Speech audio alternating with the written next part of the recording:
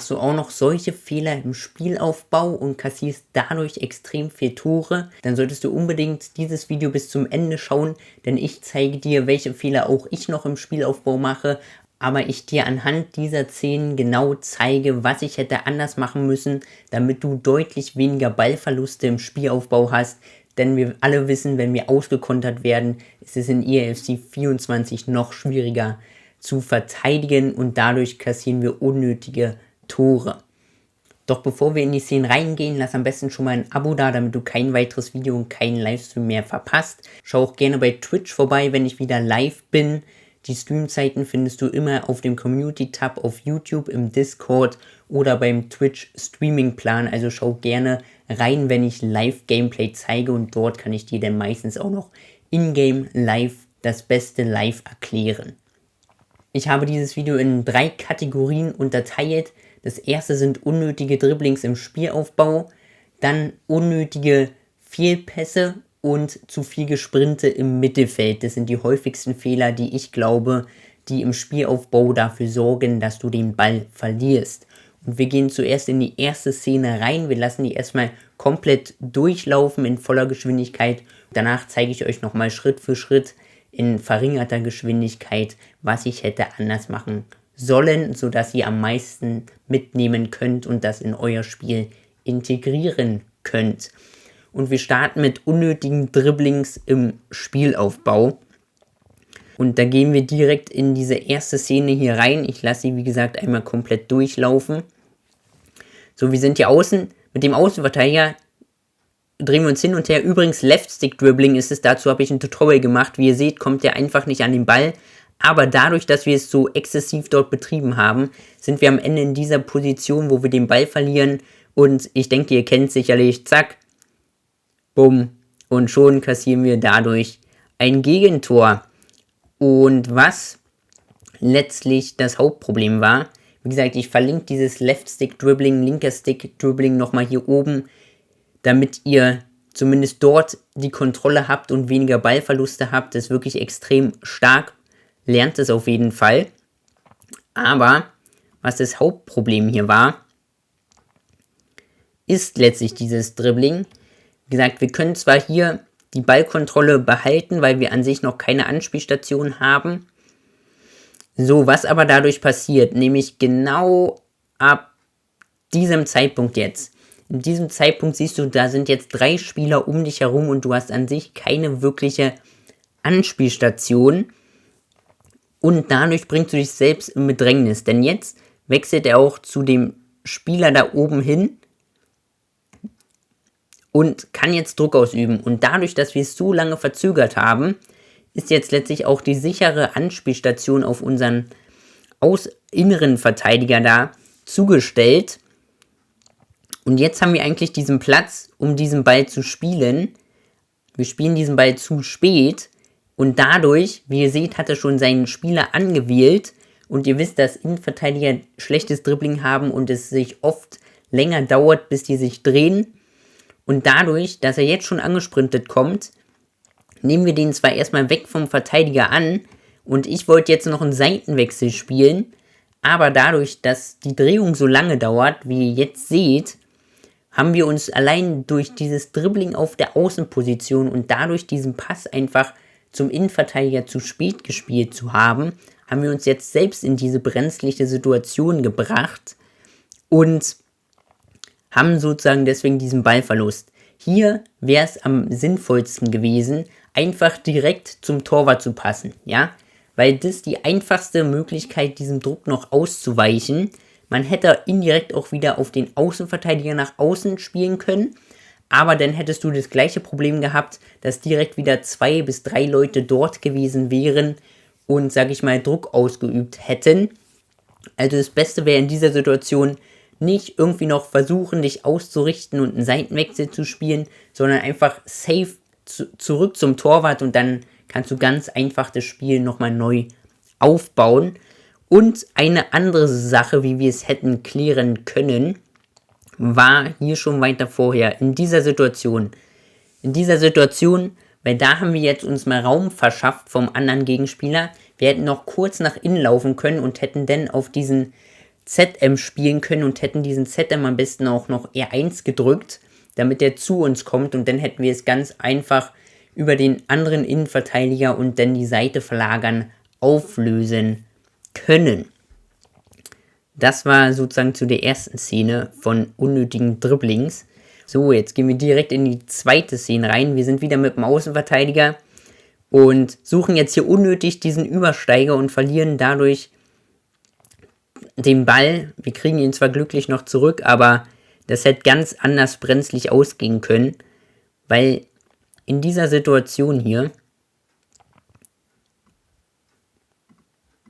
machen wir nochmal auf halbe Geschwindigkeit, in dieser Situation, ne, ihr habt an sich Zeit, und ihr seht schon, dass der Gegner diesen Spieler ausgewählt hat und schon nach oben läuft. Das heißt, er läuft an sich diesen Raum auf den Außen schon zu. Und jetzt machen wir einen Übersteiger genau in diesen Raum rein. Und dadurch hat er uns direkt abfangen können, was einfach keinen Sinn ergeben hat. Und letztlich war unser anderer Spieler auch im Abseits, sodass wir den hätten auch nicht anspielen können. Sodass es einfach eine total unnötige Situation war. Und so eine Fehler, wie gesagt, hätte er es jetzt hier nochmal besser ausgespielt und selbst nicht diesen Fehlpass gespielt, da sind wir auch bei anderen Fehlpässen von dem Gegner, die unnötig sind, dann hätte es ganz anders ausgehen können. Und ja, was ihr also hättet hier machen sollen, dass ihr in diesen Situationen, geht in diesen Situationen gar nicht erst in dieses Dribbling rein, sondern macht Left-Stick-Dribbling und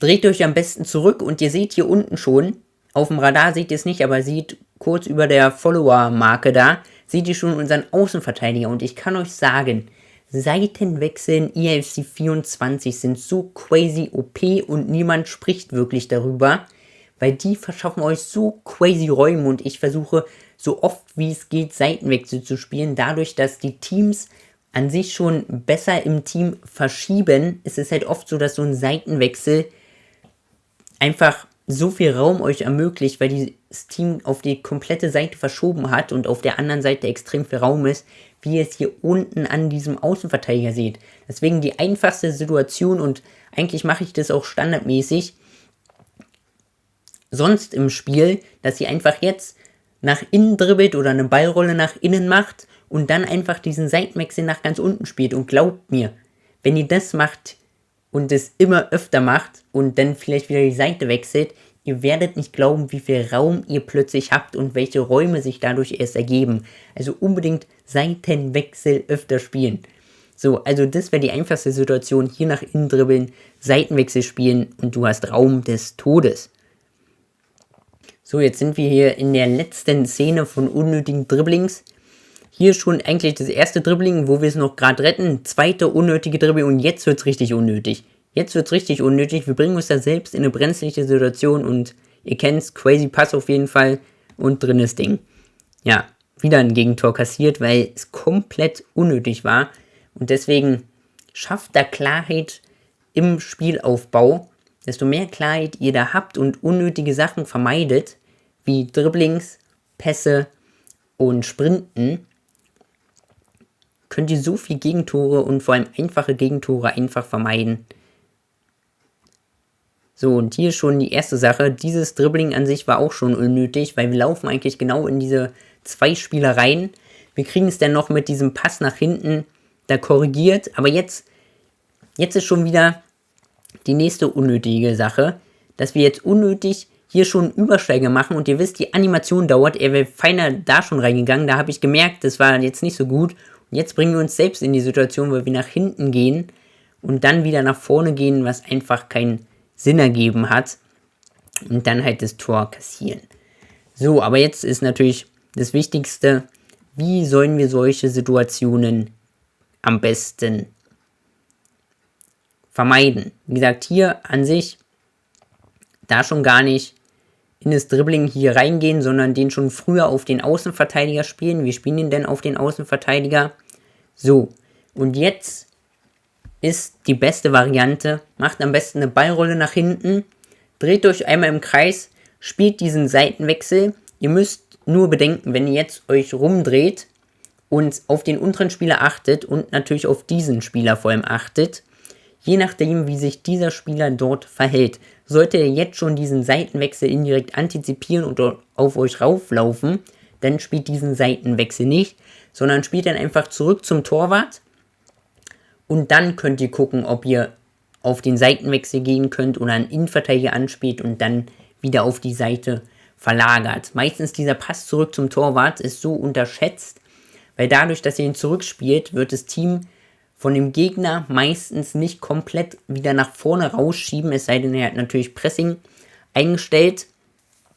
Und dadurch könnt ihr euch dann einfach auch mehr Raum verschaffen, weil das Team sich meistens dann zurückziehen wird und ihr dann deutlich einfache Anspielstationen habt. Aber ansonsten, wie schon gesagt, hier auch einen Seitenwechsel, je nachdem, was der untere macht. Wenn der rauf geht, dann keinen Seitenwechsel spielen, weil dann wird es ebenfalls wieder brenzlig. Noch ein kleiner Hinweis zwischendurch. Wenn du Lust hast, dich zu FIFA oder anderen Themen in der Community auszutauschen, dann komm unbedingt in den New Age Discord-Server. Dort ist die Core-Basis meines Kanals zum Informationsaustausch. Schau doch vorbei für Updates und sonstige Hinweise. Ich freue mich dort, dich anzutreffen. Also schreib dort rein. Jetzt kommen wir zur zweiten Kategorie, welche Fehler du im Spielaufbau vermeiden solltest.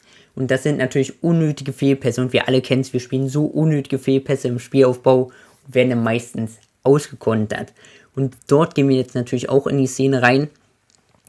So, wir gewinnen hier diesen Ball und spielen dann diesen unnötigen Fehlpass. Ne? Kriegen den dann fast wieder. So, wir gehen jetzt auf halbe Geschwindigkeit. Und hier, die Szene beginnt eigentlich extrem gut für uns. Weil wir können diesen Weg verteidigen, spielen die dann auch gut in die Mitte. Und jetzt ist es, wie ich euch immer sagte, das Einfachste und umso mehr Ballkontrolle ihr im Spielaufbau habt und so mehr Kontrolle und Klarheit ihr im Spiel habt, ist es deutlich besser. Und das Beste ist meistens im Spielaufbau, erstmal wieder zurückzudrehen und einen Pass nach hinten zu spielen, damit wieder mehr Ruhe reinkommt, anstatt direkt wieder nach vorne zu spielen, weil ihr bedenken müsst, wie ihr auch jetzt seht, dass der Gegner eigentlich in dieser Mitte fast schon alles zugestellt hat und da kein Raum ist. Und wenn ihr nach hinten geht und dann den Seitenwechsel, wie ich euch sagte, Seitenwechsel im Spielaufbau extrem overpowered spielt, dann könnt ihr solche Sachen ganz easy, sag ich mal, entwirren. Wie gesagt, jetzt spielen wir den Ball auf den Innenverteidiger, in diesem Spot auch einfach nach hinten wegdrehen. Und ihr glaubt nicht, einfach nur nach hinten wegdrehen. Dadurch animiert ihr meistens entweder euren Gegner, dass er mit seinem Spieler auf euch rausläuft, aber eher denn da ist, habt ihr mehr Zeit, eventuell dem noch auszuweichen und dann einen klareren Pass zu spielen. Oder wie gesagt, nochmal nach hinten zu spielen und den komplett aus dem Spiel zu nehmen. Also hier, wie gesagt, nach hinten wegdrehen. Seitenwechsel in diesem Spot ist nicht wirklich, weil unser Außenverteidiger noch zu weit innen steht und deswegen das Ganze nicht ist. Aber was ihr auch oft bemerken werdet, wenn ihr hier nämlich nach hinten geht und ein bisschen nach hinten lauft, werdet ihr oft auch merken, dass eure Außenverteidiger zum Beispiel oder eure Flügel sich wieder weiter nach außen fallen lassen und dadurch, dass ihr nach hinten lauft und ein bisschen verzögert, wird dann oft dieser Seitenwechsel doch noch möglich, auch wenn er im Moment noch nicht möglich ist. Und ansonsten immer die einfachste, natürlich ein bisschen langweilige Möglichkeit, aber so behaltet ihr nun mal den Ball, dass ihr dann einfach zum Torwart zurückspielt und ehe er dann wieder rausgelaufen ist oder sein Team nach vorne verschoben habt, könnt ihr meistens auf den Außenverteidiger oder auf den Flügel einen Ball spielen oder halt über den Innenverteidiger und dann auf den Außenverteidiger verlagern und dann habt ihr easy den Ball behalten und desto mehr Ballbesitz ihr, sag ich mal, habt und desto mehr Ballkontrolle ihr habt, desto weniger Tore könnt ihr letztlich auch kassieren. Jetzt gehen wir in die nächste Szene. Wir gehen hier haben wir es gut, hier haben wir verzögert, spielen zurück, sehr gut. Hier schon tricky, wo wir gleich drauf eingehen, dieser Pass, der hat uns wirklich gekillt. Und daraus resultiert dann letztlich erst der richtige Fehlpass. Aber das ist auch teilweise so, und wir kassieren natürlich dadurch ein Tor. Ist natürlich auch klar. So, hier sind an sich gute Ansätze. gute Ansätze, wie wir den Ball behalten. Also hier haben wir indirekt auch schon ein positives Beispiel, wie wir das Ganze machen. Nämlich hier, anstatt dann nicht unnötig in irgendein Dribbling zu gehen, spielen wir den Ball zurück, wie ich euch schon gesagt habe. Wir spielen den Ball zurück und spielen ihn jetzt nochmal zurück. So. Und jetzt hätten wir uns, und das ist auch die Sache, euch vorbereiten. Dreht euch am besten immer zuerst, wie ich es auch schon im linken Stick-Dribbling-Tutorial nochmal hier oben verlinkt gesagt habe, der erste Step ist immer auch im Spielaufbau, auch mit den Außenverteidigern und Innenverteidigern, vor allem am Anfang, dreht euch erstmal immer vom nächstmöglichen Gegenspieler weg. Das heißt, hier hättet ihr eigentlich euch nach unten links wegdrehen müssen, weil der nächste Spieler dieser ist und wenn der raufläuft, habt ihr euch erstmal vom Gegenspieler weggedreht und ihr glaubt nicht, was es für einen Effekt hat, wenn ihr euch so vom Gegenspieler erstmal wegdreht, weil dadurch 1-2 Millisekunden letztlich euch mehr Zeit gibt, um eventuell einen Pass zu spielen, um eventuell einen Seitenwechsel zu spielen. Glaubt mir, das werdet ihr erst in-game mit der Zeit merken, was für einen Effekt es letztlich hat, vor allem wenn Leute extrem gut pressen, wie viel Raum, also dadurch, dass ihr euch extra Millisekunden denn dadurch sichert und dann den sicheren Pass noch spielen könnt, anstatt abgefangen werdet. Also hier eigentlich schon der erste Fehler, der jetzt halt kommt. Wir kriegen es gerade so bereinigt, aber das war höchste Eisenbahn, sage ich mal. Eigentlich nach unten wegdrehen und dann seht ihr oben Außenverteidiger schon wieder extrem breit, Seitenwechsel spielen, easy going. Im Spielaufbau rate ich euch wirklich, Seitenwechsel spielen ist so crazy, so crazy. Ihr werdet es sehen, wenn ihr es macht. Wie viel Druck ihr dadurch auch ausweichen könnt und viel weniger den Ball verliert, weil ihr nicht in diese Pressingzone in der Mitte reinpassen müsst, wo halt die meisten Ballverluste denn passieren. Wie gesagt, entweder hier den Seitenwechsel spielen oder, wie gesagt, auch zum Torwart zurück und nochmal ganz neu aufbauen.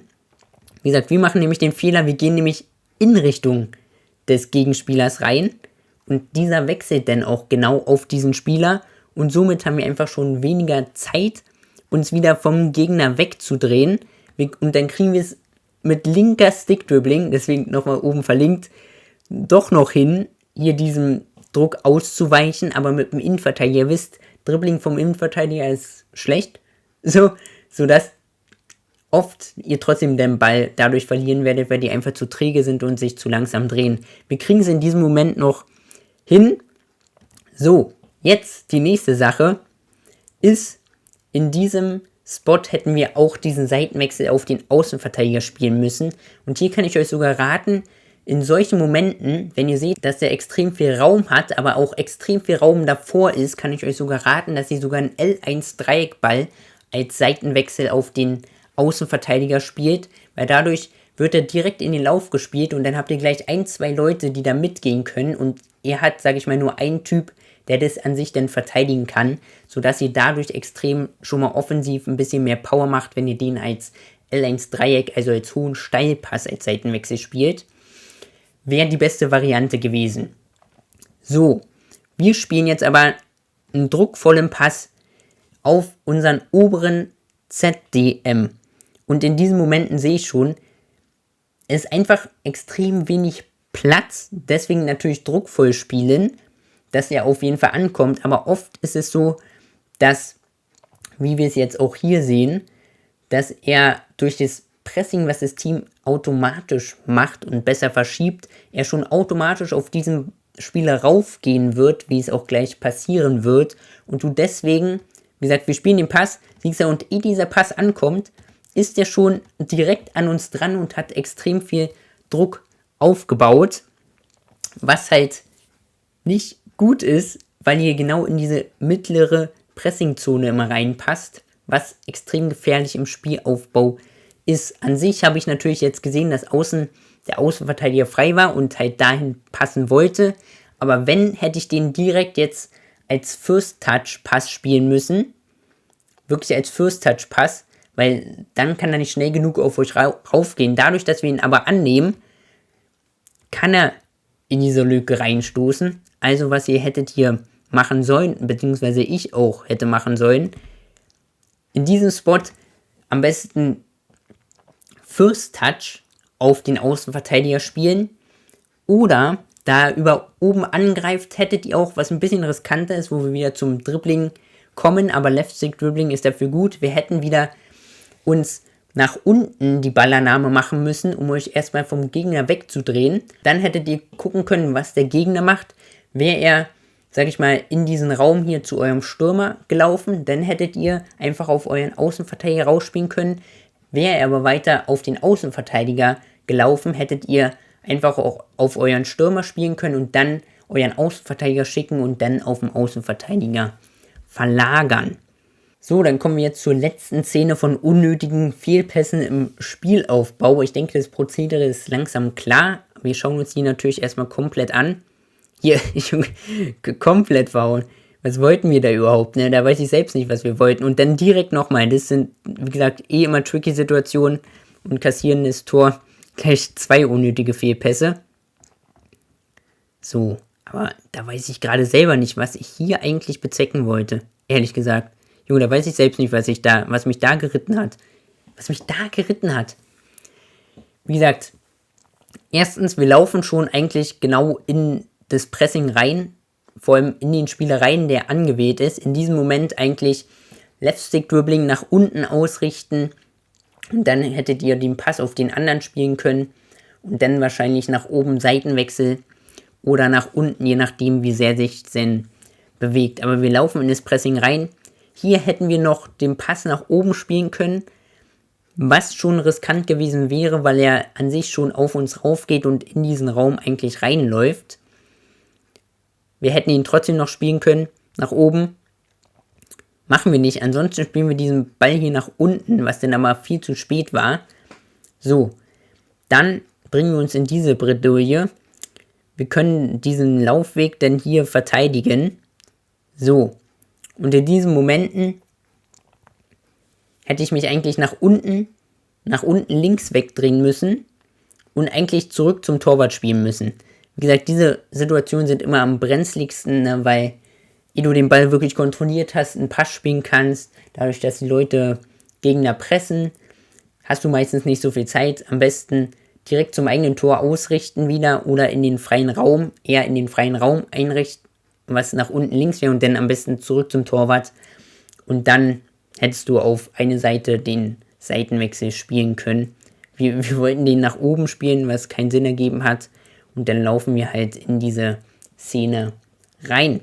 So, und zum Schluss habe ich noch eine Szene, wo wir zu viel gesprintet haben im Spielaufbau und ich kann euch wirklich raten, im Spielaufbau, also bis eigentlich in die gegnerische Hälfte des Teams, solltet ihr am besten die Sprinttaste gar nicht erst anrühren, weil durch das Sprinten habt ihr meistens zu wenig Ballkontrolle und könnt deswegen eventuell gewisse Pässe in engen Räumen einfach auch gar nicht mehr spielen, was durch die Sprinttaste veranlasst ist, weil ihr einfach weniger Kontrolle habt und weniger Kontrolle heißt, der Gegner hat eventuell mehr Chancen, den Ball abzufangen. Und wir gehen jetzt in die Szene rein. Wie gesagt, wir laufen hier außen und laufen einfach in den Gegner rein, ohne wirklich Druck gehabt zu haben. So, wir schauen uns das Ganze nochmal in halber Geschwindigkeit an. Wie gesagt, wir haben hier natürlich unten Raum und in diesen Raum würde ich erstmal laufen. So, laufen. Und hier, allein hier merke ich schon, wir haben an sich keine Anspielstation, beziehungsweise die in der Mitte können wir nicht anspielen, weil der Gegner da hinter uns ist. Und wir sehen auch, da der schräg von uns nach hinten läuft, kommen wir an sich nicht vorbei. Das heißt, wir hätten hier auf jeden Fall abbrechen müssen. Und am besten in diesen Situationen kann ich euch auch empfehlen, macht am besten eine Ballrolle nach unten, also vom Gegner weg und spielt dann den Pass zurück auf den Außenverteidiger. Und dann müsst ihr natürlich schauen, kann sein natürlich, dass er mit seinem anderen Flügel dann Druck auf euch ausübt. Aber dann hättet ihr am einfachsten den Seitenwechsel spielen können, wenn er keinen Druck macht. Wenn er den Druck macht, spielt zurück zum Torwart und dann könnt ihr auf die andere Seite verlagern. Und so könnt ihr einfach viel weniger unnötige Fehlpässe, Sprinten im Mittelfeld oder Dribblings im Mittelfeld vermeiden und vermeidet dadurch vor allem deutlich mehr unnötige Gegentore, weil ihr einfach mehr Ballkontrolle habt, weniger Ballverluste habt und deswegen an sich auch zeitlich, wenn ihr mehr den Ball habt und mehr Ballkontrolle habt, Also, wenn euch das gefallen hat, dann lasst auf jeden Fall ein Abo da, dann verpasst ihr kein Video, kein Livestream mehr auf diesem Kanal. Lasst gerne noch ein Like da und teilt das Video gerne mit anderen EAFC 24 Freunden von dir, die ebenfalls oft noch zu einfach den Ball verlieren und für die dieses Video hilfreich sein kann. Schaut auch gerne bei Twitch noch vorbei, die Links dazu sind in der Videobeschreibung. Dort bin ich jetzt auch öfter live. Könnt ihr natürlich gerne einen Follow da lassen, ich würde mich freuen. Und jetzt schaut euch auch noch unbedingt meine Tipps und Tricks und Tutorial-Playlist an. Dort zeige ich euch noch mehr Tipps und Tricks, Videos, wie ihr besser in FIFA werden könnt. Also schaut dort unbedingt rein. Und zum Schluss sage ich wieder, Welcome to the New Age.